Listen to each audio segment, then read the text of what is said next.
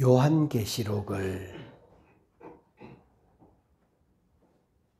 생생하게 경험하고 기록하고 있는 저자 요한의 마음이 어떠했을까?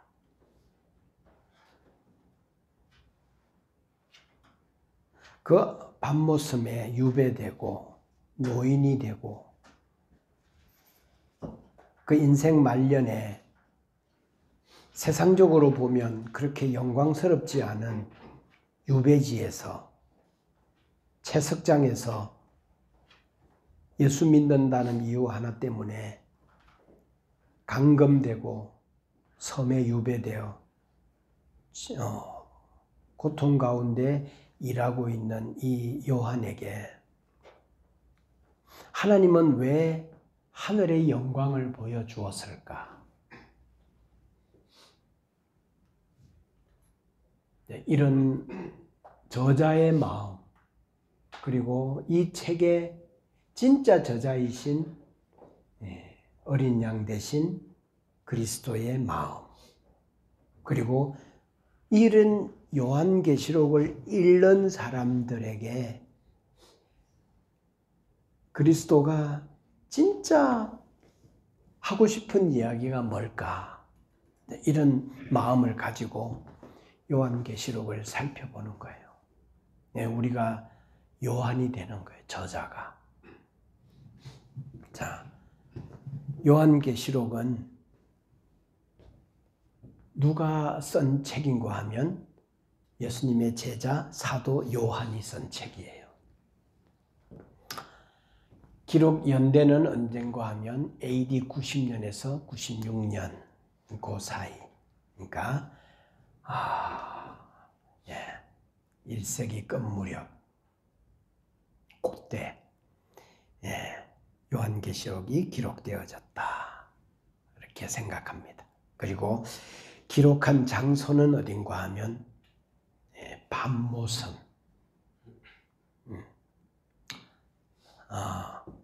유배지였죠. 강제 노동. 그래서 예수 믿는다는 이유 때문에 아마 요한은 이곳에 유배를 와서 강제 노역을 당하고 있는 상당히 나이가 많은 노인이었을 거다. 그리고 그 모든 생활과 삶이 힘에 부쳤을 거고 감당하기 힘든 일이었을 거다. 이런 생각도 해볼 수 있죠. 요한계시록을 누구에게 기록하고 있는지 1차 수신자는 1장 4절에 있잖아요. 아시아에 있는 7 교회들에게 7이라고 하는 숫자는 완전수예요. 완전수. 그래서 7이라는 숫자는 하나님의 가르치는 그런 숫자인데 7이라는 말을 다른 말로는 뭔가 하면 완전하다, 또 모든, 완전한 이런 뜻이에요. 7. 그러면 퀴즈. 7 뿔을 가진, 뿔은 뭔가 하면 권위와 능력, 이게 권위예요, 권위.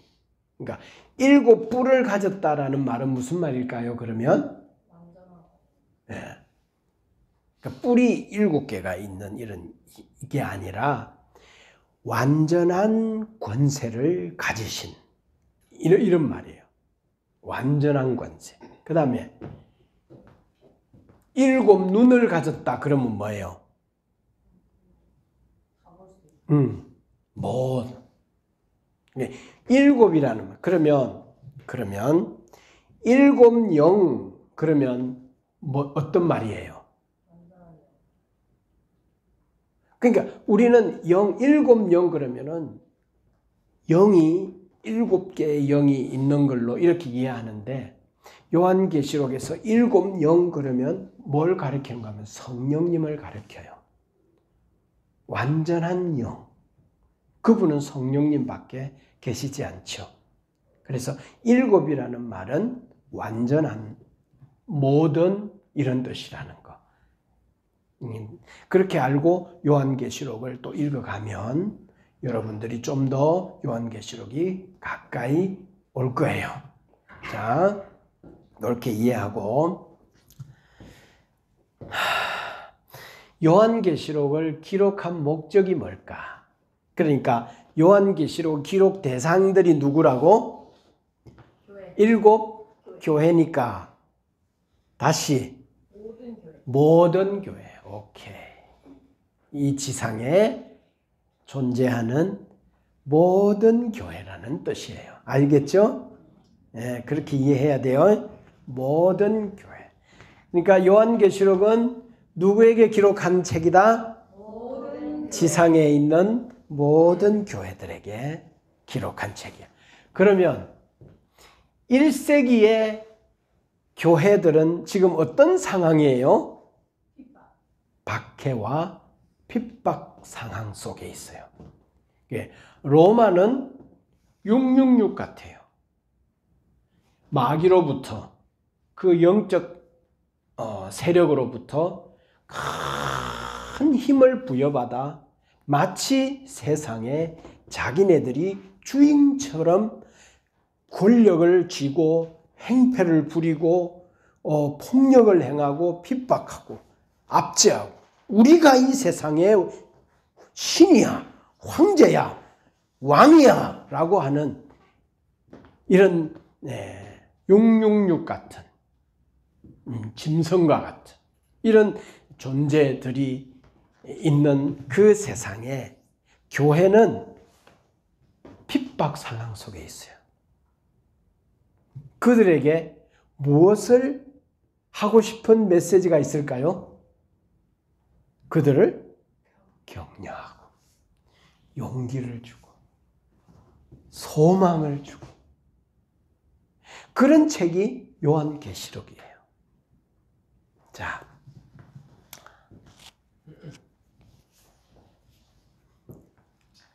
일곱 교회, 일곱 인, 일곱 나팔, 일곱 인, 나팔, 대접, 이런 거.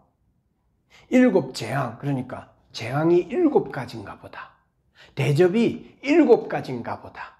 나팔이 일곱 번 부는 나팔인가 보다. 이게 아니라 완전한 이 세상의 모든 재앙들, 모든 고통들, 모든 환난들, 모든 이런 대접을 하나님이 한꺼번에 쏟아붓는 거지. 우리가 생각하는 일곱이라는 숫자로 이해하면 일곱 번 인이 재앙이 임하면, 또 그 다음에 일곱 나팔의 재앙이 임하고, 그 다음에 일곱 대접이 임해서 마지막 일곱 번째 대접이 쏟아지고, 그래서 세상이 그냥 전쟁이 일어나고 막 큰 소용돌이 속에 이런 것이 아니라 1장 2절에 요한은 하나님의 말씀과 예수 그리스도의 증거, 곧 자기가 본 것을 다 증언했어요. 수신자는 아시아의 7교회, 지상에 있는 모든 교회들에게 편지했어요. 요한이 쓴 책이지만 진짜 이 요한계시록의 발신자는 예수 그리스도이죠. 자, 그래서 1장 4절부터 7절을 보면 한번 쭉 보세요. 자, 같이 볼까요? 시작.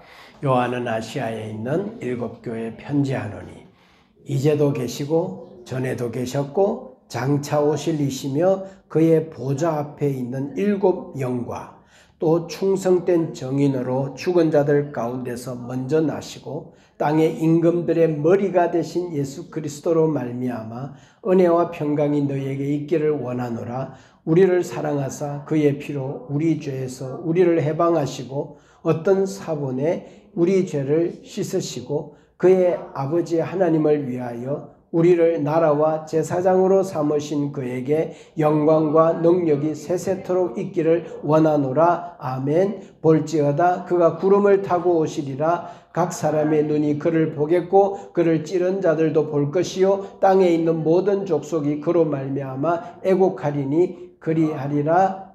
아멘. 자, 요한계시록의 진짜 저자를 소개하고 있어요. 자, 다시 4절부터 쭉 보면 어떤 느낌이에요? 저자 요한이 이 요한계시록을 기록하고 계시는 진짜 저자를 소개하는데 그 저자를 쭉 보면 어떤 느낌을 당시 사람들이 받았을까? 우리는 또한 어떻게 받는가? 그분은 어떤 분이셔요? 자, 한 말씀 한번 해보세요. 또 머리.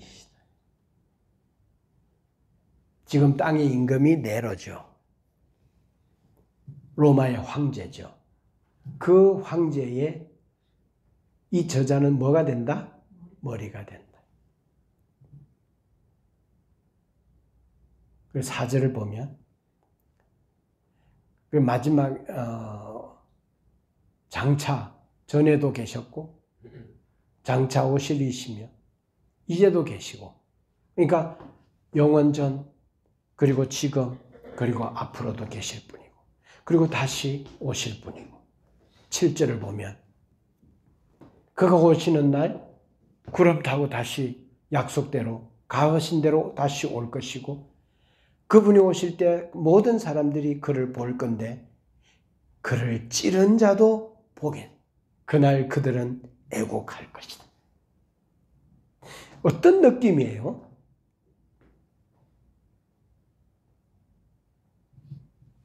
지금 요한이, 잘 기억하셔야 돼요. 요한계시록을 전체를 살펴볼 건데 시간 좀 안 될 것 같아.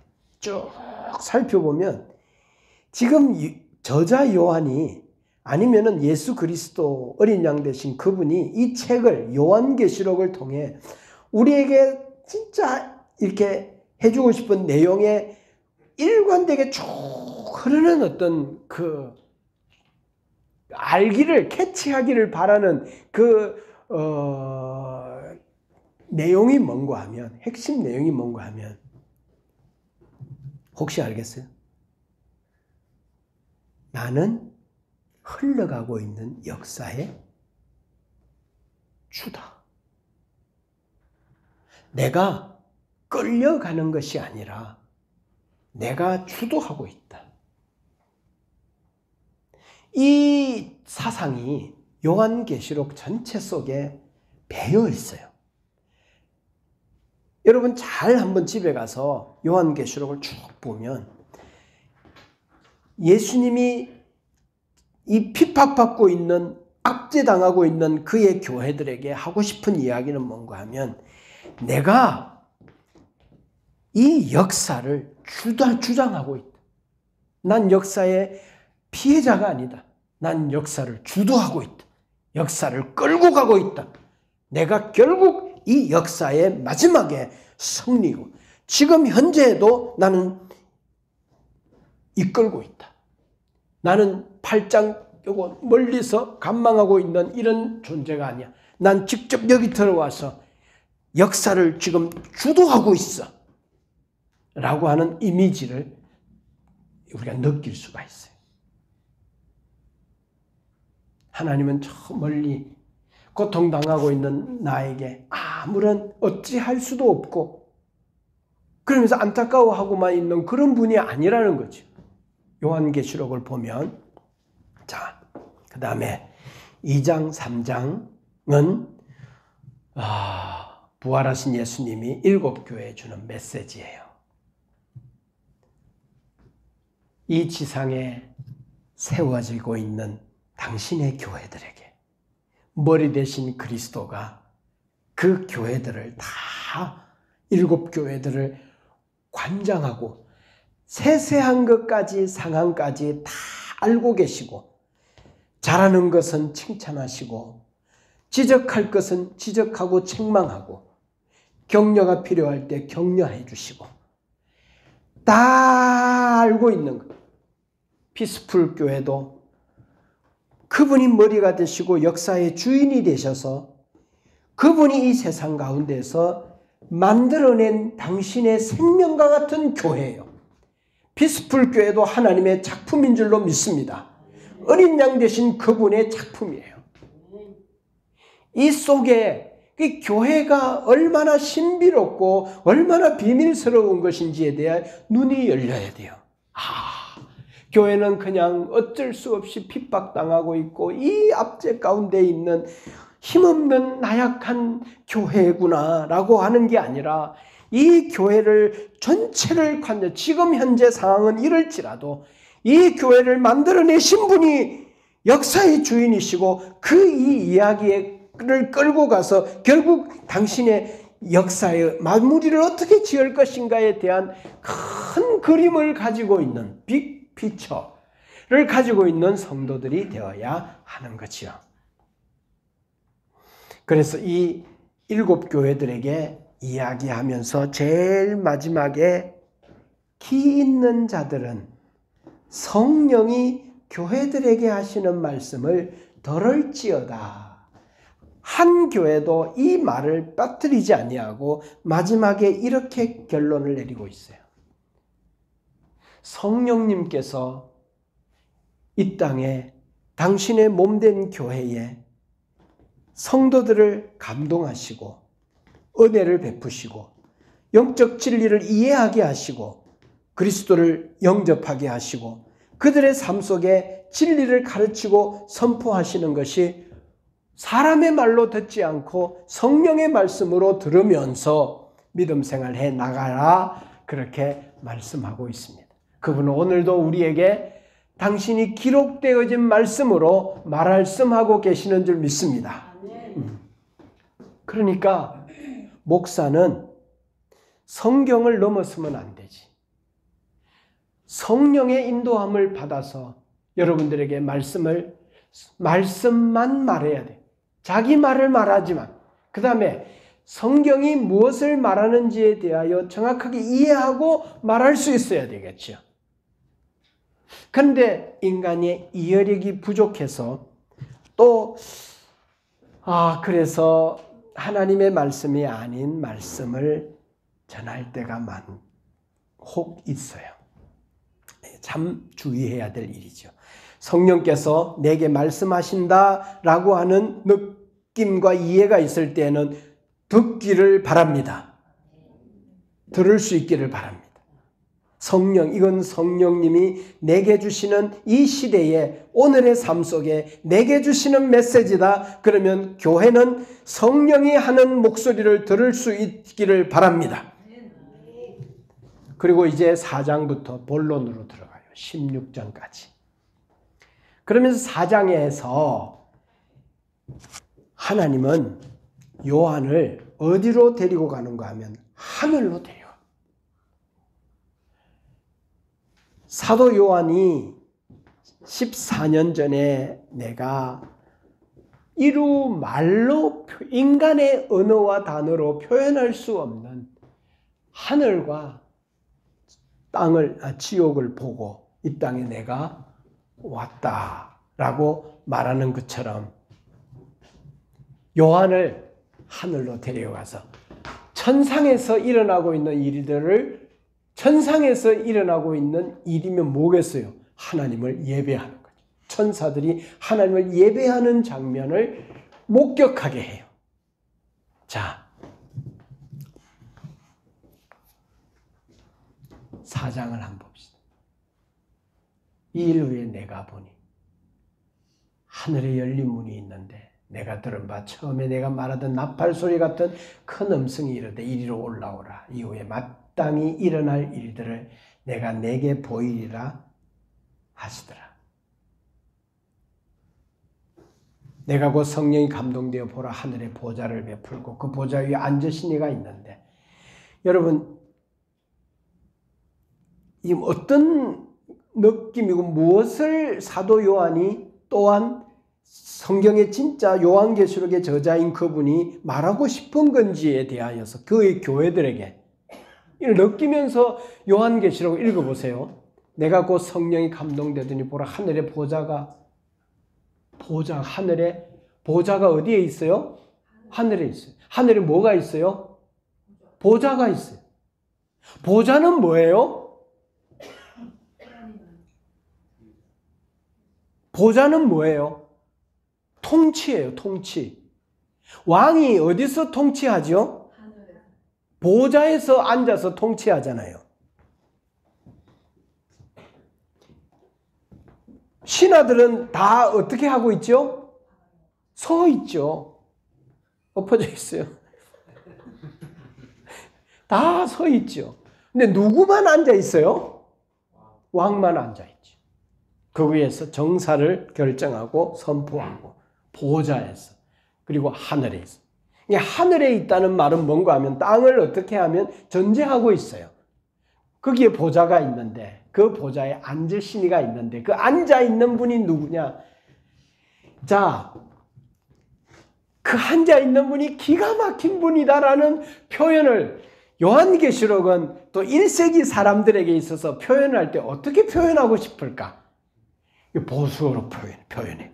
이 세상에 누구도 가질 수 없고 또 최고의 보석들을 쭉 이야기하면서 그분이 얼마나 아름답고 빛나는 분인지 그리고 완전한 분인지 정결한 분인지 얼마나 영롱하고 그분이 얼마나 깨끗한 분인지에 대한 표현을 그분이 얼마나 아름다운 분인지에 대한 표현을 보석으로 하고 있어요. 천국을 이야기할 때도 이렇게 보석 이야기하잖아요. 빛나는 정금같이 깔려있는. 그게 금으로 쫙 깔려있다는 말이 아니라 천국은 너희들이 상상해 볼 때 내가 너희들에게 참 표현이 이것밖에 안 되는 거 참 답답하지만 그래도 너희들이 이해하기에는 너희들이 이걸 제일 아름답다고 제일 귀하다고 제일 좋다고 말하는 거니까 내가 표현을 낮춰서 이렇게 표현할게 라고 하는 저자의 마음이 거기에 있어요.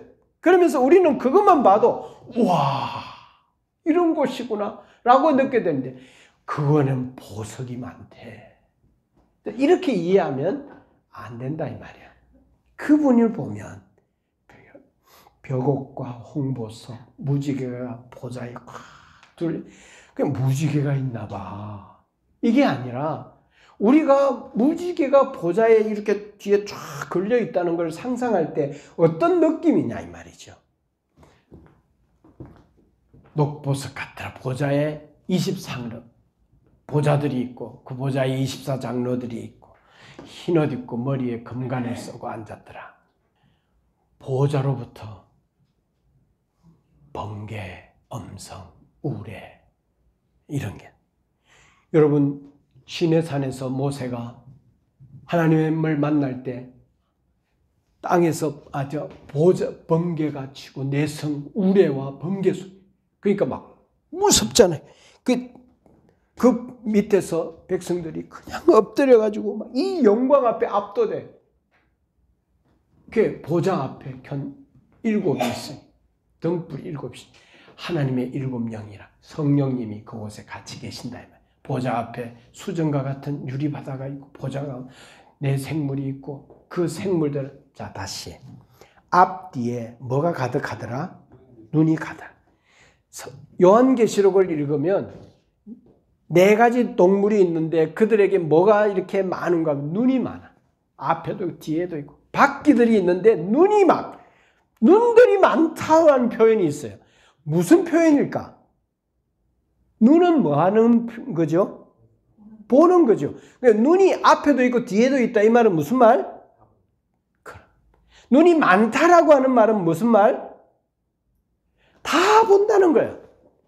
못 보는 게 없다는 거예요. 다 본. 이제 어제도 계셨고 이제도 계시고 앞으로도 계시고 이 흘러가는 역사에 그분은 눈이 많아. 앞뒤에도 있어. 눈이 어디에도 있어. 이 눈이 많다는 말은 눈이 막 하나님은 눈이 한 100개, 1000개, 10,000개 되나 보다. 이게 아니라 그분은 다 우리가 이해하기 위해서 그렇게 써놓은 거예요. 다 본다. 역사의 모든 순간이 지구 저 끝에 저 정글의 밀림에 자기 백성 한 사람, 그리고 그가 오늘 아침에 기상하면서 자기에게 주님 오늘 하루도 당신과 동행하고 싶어요 라고 하는 그 말을 하는 걸 다 본다. 그분은 눈이 많아. 못 보는 게 없다는 말이에요. 다 본다. 요한계시록을 이상하게 풀거나 이상하게 이해하지 말고 이렇게 하나씩 이해를 해 나가보자고. 자, 그 예수님 주변에 이렇게 했어요. 자, 8절 내 생물이, 그러니까 내 생물은 예수님이잖아요. 예수님. 그 예수님이 그 보좌에 다, 그죠? 사자, 송아지, 얼굴이 사람 같고, 마태, 마가, 누가, 요한복음이 예수 그리스도의 네 가지의 속성이잖아요. 예수님이라는 거죠. 그 안과 주위에는 뭐가 가득하다? 눈들이 가득하다. 그 네 생물의 6 날개가 있고 그 안에는 눈이 가득다. 밤낮 쉬지 않고 이르기를 거룩하다, 거룩하다. 예수 그리스도를 이렇게 거룩하게 찬양. 주 하나님 곧 전능하신 이여, 전에도 계셨고 이제도 장차 오시리라 하고 내 생물이 보좌에 앉아서 세세토록 살아계신 이에게 영광과 존귀와 감사를 돌릴 때 24장로들이 보좌에 앉아 엎드려 세세토록 계시는 이에게 경배한. 여러분, 이렇게 하고 있을 때 지상에는 지금 어떤 일이 일어나고 있죠? 그럼 그리고 근데 천상에는 이런 일이 일어나고 있어요. 그럼 지상에 있는 사람이 그 천상에 있는 일들을 봤어요. 그러면 이 지상의 문제들을 어떻게 이해할 것인가? 어떻게 볼 것인가? 어떻게 해석할 것인가? 우리 주 하나님이여 영광과 존귀와 권능을 받으시는 것이 합당하오니 주께서 만물을 지으신지라. 만물이 주의 뜻대로 있었고 또 지으심을 받았나이다. 그러면서 어떤 느낌인가 하면 지금 현재 지상의 교회들이 이렇게 힘들지만 그러나 이 모든 것도 그분의 통치 가운데 그 보좌 아래에 있고 그분은 결국 이 교회는 결국 이기겠구나. 그분이 관장하에 있구나. 결국 승리하겠구나. 결국 영광에 들어가겠구나. 이런 것을 요한은 그걸 천상의 예배를 보면서 그걸 느낄 수 있지 않겠어요? 그러니까 요한계시록을 뭔가 하면 이 지상에 있는 교회들을 격려하는 거예요. 지상에 있는 모든 교회들에게 소망을 주는 거예요. 힘들지만 내가 다 관여하고 있다. 너희들이 이해가 안 되지. 그러나 나는 그 모든 상황을 다 다스리고 있다. 나는 눈이 많다. 다 보고 있다. 다 알고 있다. 힘이 없어서 나의 교회들이 그렇게 하는 게 아니라 그 모든 것도 내 계획 속에 있다. 그러니까 너희들은 끝까지 나를 소망해. 결국 너희들은 이길 거야. 해낼 거야. 승리할 거야. 라고 하는 소망을 하늘에 올라갔다 내려오면 땅이 그렇게 보이는 거예요. 그 다음에 5장에 가면 봉인된 책과 어린 양이신 그리스도가 그 봉인을 해제하는 것을 보게 돼요. 자, 5장 6절.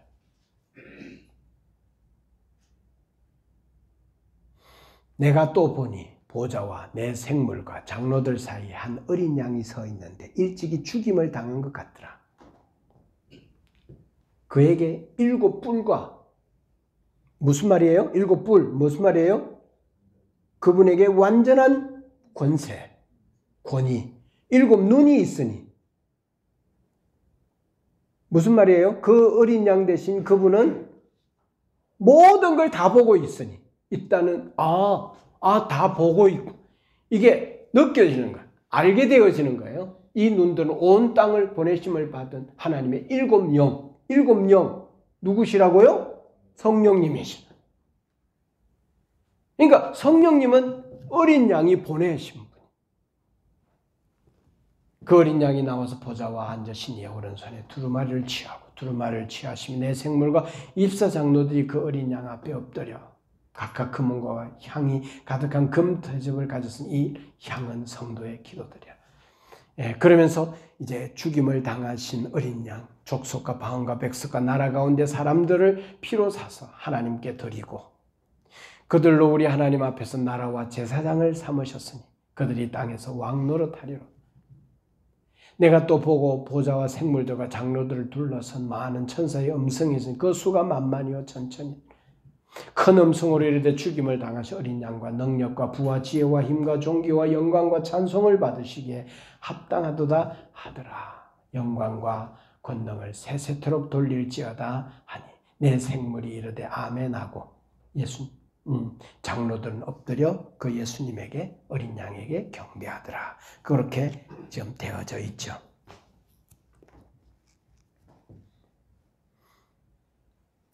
그래서 천상의 노래의 주인공은 죽임을 당한 어린 양이에요. 5장 1절 한번 5장 1절로 가보면 내가 보매 보좌에 앉으신 이의 오른손에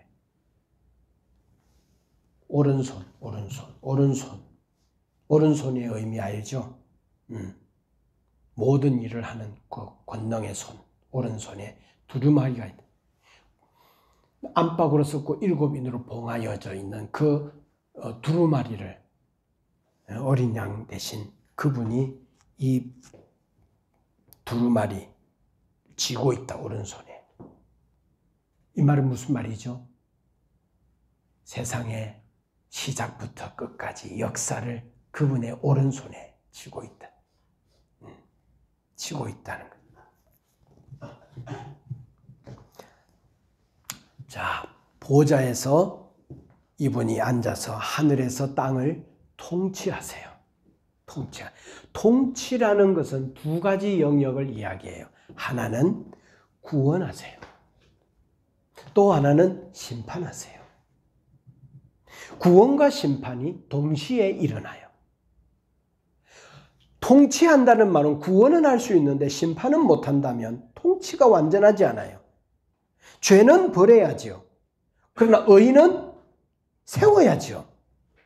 구원하는 일과 그래서 이 땅에서 그분은 믿는 자들을 구원하셔서 뭐가 되게 하는가 하면 교회가 되게 하고 자기를 앞에 고백하며 나와서 그분을 영접하는 자들 그런 일들을 계속 역사 가운데 그분은 통치하세요. 보좌에서 해나가세요. 이 세상 가운데서 구원의 일을 그분은 해나가세요. 그래서 그 구원받은 자들을 뭐라고 말하는가 하면 교회라고 말하고 그분은 이 땅에 교회를 세워 나아가세요. 이 교회가 이렇게 그분의 애끓는 마음이 교회에 있어요. 교회가 이 땅에 있다는 것은 하나님이 있다는 말의 표현이에요. 그분이 일하고 있다는 거예요. 그 보좌에서. 그리고 또 뭐하고 계시는가 하면 하나님에 대하여 반역하고 하나님 앞에 돌아오지 않고 세상 왕국을 건설하며 하나님께 대하여 대항하는 자들은 뭐 하셔요? 심판하셔요. 심판. 그게 7인, 7나팔, 7대절이에요. 그게 뭔가 하면 완전히 그분은 그들에게 심판하고 벌을 내리고 그렇게 하신다는 말씀이에요. 그래서 요한계시록도 성경이잖아요. 성경의 마지막 책이잖아요. 그 요한계시록을 읽으면 뭘 발견해야 되는 건가 하면 예수님을 발견해야 돼요. 예수 그리스도의 계시잖아요. 성경 전체는 그리스도에 대한 통일성이 있고 일관성이 있잖아요. 그러니까 요한계시록을 보면서 종말에 이런 일들이 일어난대 라고 자꾸 이런 일들이 일어난 신비로운 것들에 대한 것들을 갖고 해석하면서 사람들을 자꾸 미혹하는 그런 책이 아니라 요한계시록도 결국 무엇에 대한 이야기인가 하면 예수 그리스도에 대한 이야기예요.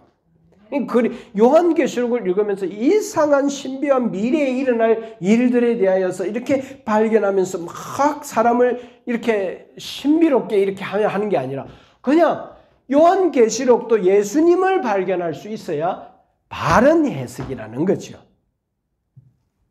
그분은 하나님의 아들이셨구나. 천사들의 찬송을 받는 역사의 진짜 주인이시구나. 그분은 지금도 보좌에 앉으셔서 온 자기의 만드신 세상을 통치하시고 교회를 이끌고 계시는구나 라고 하는 것을 볼 수가 있어요. 자, 또 6장부터 16장까지는 이제 그래서 역사에서 구원하시는 일을 하고 계시고 또 한쪽에서는 심판하는 일을 하고 계세요. 그래서 역사는 결국 어디를 향하여 가고 있는가 하면 끝을 향하여 가고 끝. 그곳에서 뭐 하는가 하면 최종 심판이에요. 최종 완성이 최종. 그래서 그곳에서 영원히 봉인해 버리는 거예요. 초대교회부터 예수님이 하늘로 올라가고 난 성령님이 온 그때부터 역사의 끝까지 최종 봉인, 최종 심판 전까지 이 시기가 어떤 시기라고? 종말의 시기야, 종말. 이게 종말이에요. 종말은 저 끝에 미래에 일어날 일들에 대하여 이야기하는 게 아니라 지금부터 여기부터 지구 끝까지 역사 끝까지 일어날 모든 과정이 종말. 이 과정에서 그분이 하늘의 보좌에 앉아서 무슨 일을 한다? 통치하신다. 통치하기 때문에 무슨 일이 일어난다? 구원과 심판이 일어난다. 구원하신 자들을 통해 뭘 세우신다? 교회를 세우신다. 그리고 역사는 지금 언제 어디를 향하여 가고 있다? 종말을 향하여. 지금도 종말이지만 최종 종말을 향하여 가고 있다. 이것이 끝까지 영원히 지속될 거 아니다. 언젠가 끝이 있다. 그 가고 있다. 그 가는 동안에 주님의 구원이 있고 심판이 있다. 구원의 역사에서 이 역사의 과정에서 하나님이 통치하고 있는 통치에서 가장 중요한 것이 뭔가 하면 교회예요. 교회. 그래서 종말은 교회를 위한 시간이에요. 생각해 보세요. 이 땅에 교회가 하나 둘 세워지는 거. 교회 세우는 거. 주는 그리스도시요 살아계신 하나님의 아들입니다 라고 하는 자들을 모아서 주님이 이 땅에 내 몸된 교회를 세우리. 주님의 입장에서 지상에서는 교회들이 얼마나 애가 타고 사랑스럽고 귀하고 소중할까요? 한번 생각해 보세요. 자기가 어린 양이 되어 죽임을 당한 적이 있잖아요. 그래서 이 지상에 사람들을 구원할 수 있는 통치가 가능해졌잖아요. 그래서 믿지 않는 자들에게는 심판할 수 있는 권위가 주어졌잖아요. 그래서 구원해내는 거예요. 그들을 교회되게 하는 거예요. 교회를 세우는 거예요. 주님의 이 종말의 시기에는 교회가 그 중심에 있어요.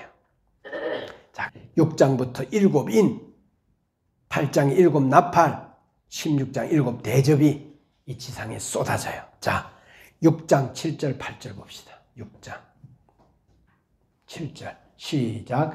넷째 인을 시작. 넷째 인을 떼실 때 내가 넷째 생물의 음성을 들으니 말하되 오라 하기로 내가 봄에 청학색 말이 나오는데 그 탄자의 이름은 사망이니 음부가 그 뒤를 따르더라. 그들이 땅 4분의 1을 권세를 얻어 금과 흉년과 사망과 땅의 짐승들로서 죽이더라. 전쟁, 무더기로 사람들이 죽어 묻어버리고 흉년, 사망, 전쟁, 짐승들이 마귀로부터 권세를 얻어서 온 세상을 어지럽히는 이런 일들이. 그 다음에 8장 6절부터 8장 시작. 7 나팔을 가진 7 천사가 나팔 불기를 준비하더라. 첫째 천사가 나팔을 부니 피 섞인 우박과 불이 나와서 땅에 쏟아지며 땅의 3분의 1이 타버리고 수목의 3분의 1도 타버리고 각종 푸른 풀도 타버렸더라. 자연재앙과 이 세상에 이해할 수 없는 많은 질서들이 깨지고 이렇게 해서 그 다음에 16장 3절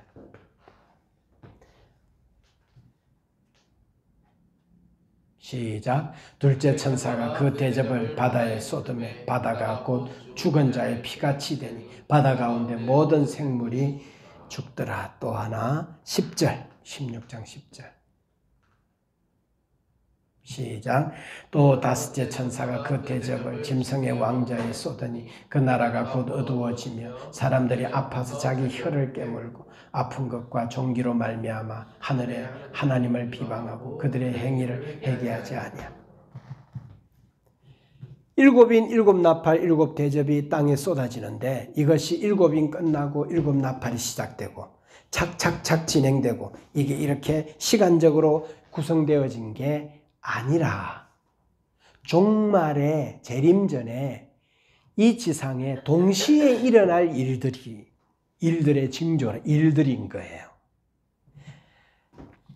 시간순으로 기록된 게 아니라는 거죠. 심판전까지 세상 나라 전 역사 과정에서 이런 일들이 동시에 일어날 것을 말하고 있습니다. 그러니까 이 세상을 역사가 하나님을 떠난 이 세상의 역사 속에 있는 사람들과 역사를 보면 참 어두워요. 환난이 있고 세상살이가 괴롭죠. 큰 환난, 극심한 고통들이 있는 거예요. 그래서 사는 것이 뭐한가 하면 힘이 들어요.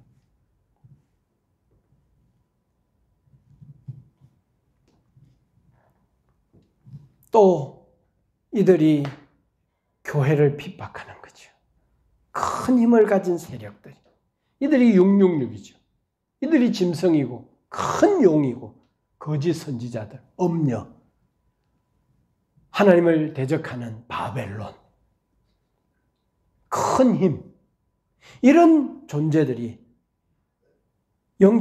마귀로부터 힘과 권세를 얻어서 주님이 세워가는, 통치하면서 세워가는 교회들을 어떻게 미혹하고 꾀고 박해하고 이렇게 하는 이 전쟁이 일어나요. 전쟁. 이 전쟁. 그래서 이 세상에는 보이지 않는 영적 전쟁들이 끊임없이 일어나고 있고 하나님을 대항하는 이들을 향하여서 하나님은 심판하시 일들도 끊임없이 일어나고 있고 이 모든 것들을 주님이 관장하고 계세요. 그래서 역사에는 두 부류의 사람이 있는데 한 부류는 하나님을 대항하는 사람들. 그러나 주님의 통치로 구원이 임한 자들. 이 세상에는 재앙도 있고 구원도 있어요. 이 세상에는 하나님의 나라도 있고 세상 나라도 동시에 존재해요. 우리가 좋은 씨를 밭에 뿌렸는데 저 가라지가 뭐냐?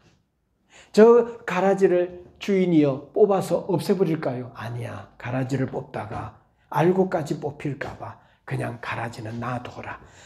결국 끝에 가서 추수해서 가라지는 불에 태우고 알곡은 곡간에 드릴 거야.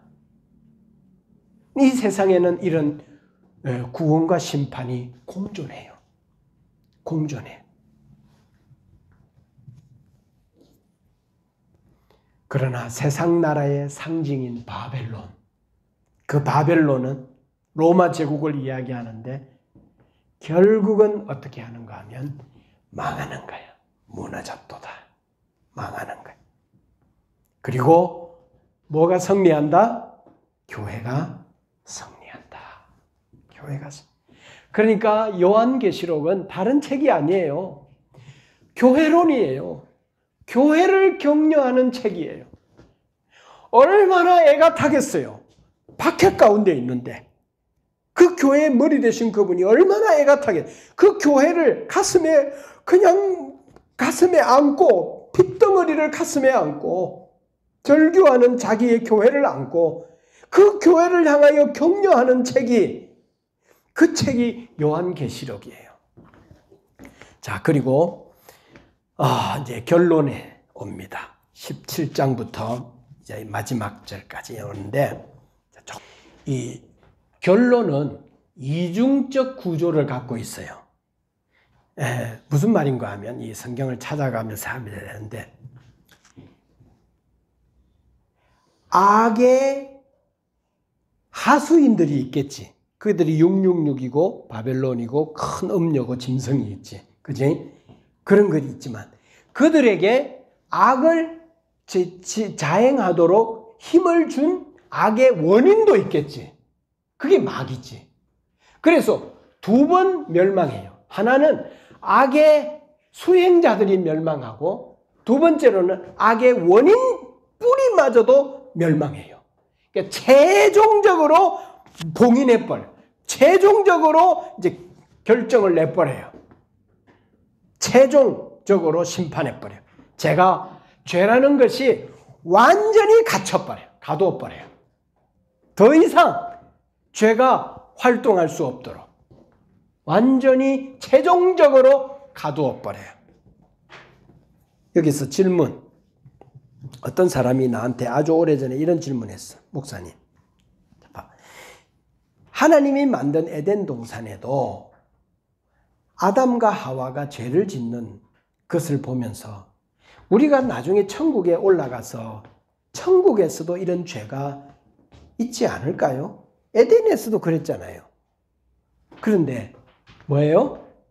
죄는 어떻게 된다? 이때 완전히 봉인돼요. 완전히 가둬버려요. 더 이상 나올 수 없도록.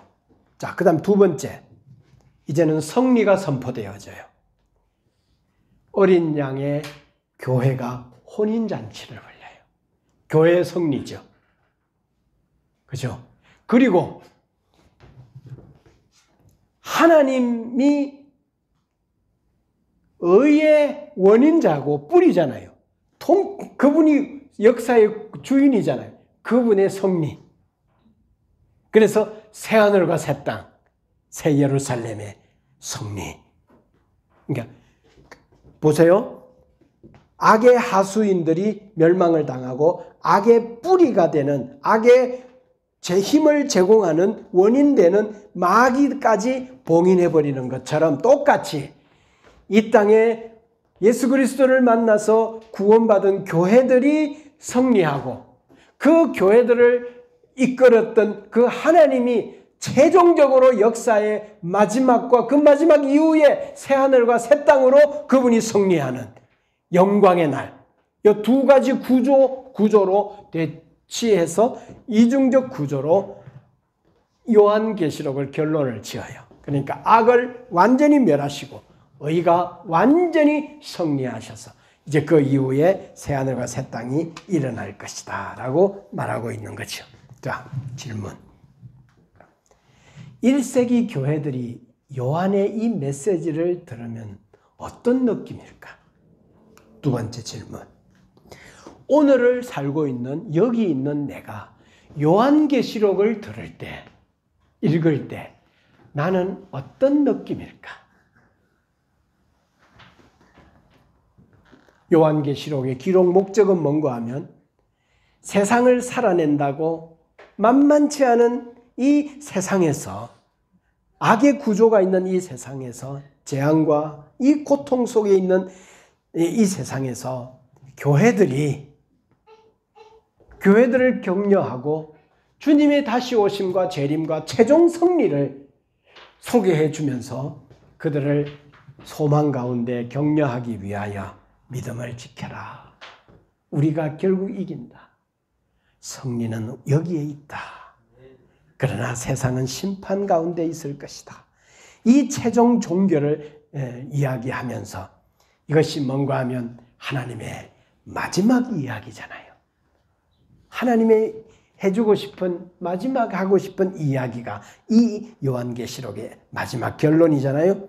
그래서 창세기를 만들 때 하나님이 죄를 짓기 전에 사람을 만들 때 그 의도를 이 요한계시록 여기서 싹 다시 회복시켜버려요.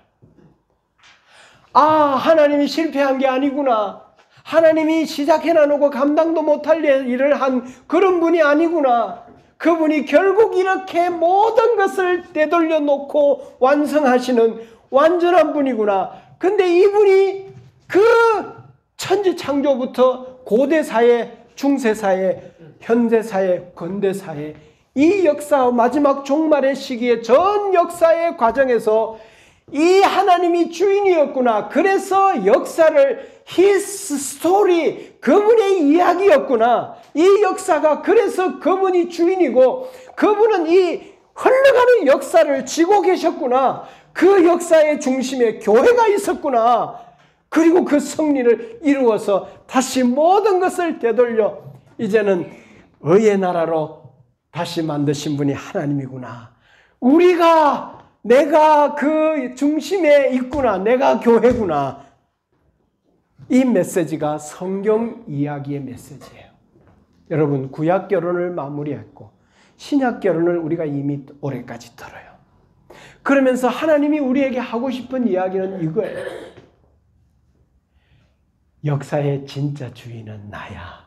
나는 실패하지 않아. 나는 결국 승리할 거야. 요한계시록의 전체 구조와 목적을 이해하고 또한 신구약 성경 전체 이야기를 들으면서 여러분 안에 격려가 되고 믿음이 되기를 주의 이름으로 축복합니다.